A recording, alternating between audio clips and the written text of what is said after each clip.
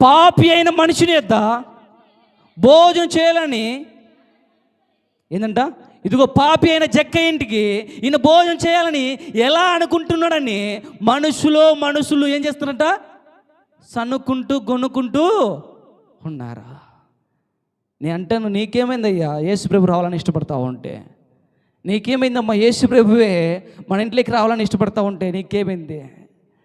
యేసుప్రభుతో ఉన్నవారే, తిన్నవారే, తిరిగిన వారే, నడుచుకున్న వారే, వాకిన్న వారే, అద్భుతాలు చేస్తున్నప్పుడు చూసిన వారే వాళ్ళు అనుకున్నారంట, అక్కడ ఉన్న చుట్టుపక్కల పక్కన ఉన్న ప్రజలు అనుకున్నారంట, పాపి డబ్బు తీసుకునేవాడు, ధనము తీసుకునేవాడు, ఎవరిని సంతోషంగా చూసుకునేవాడు కాదు.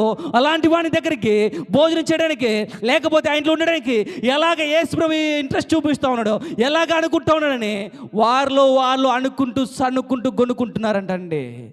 ఈ రోజుల్లో ఎవరింటికన్నా సువార్త చేయడానికి దైవశకుడు వెళ్తే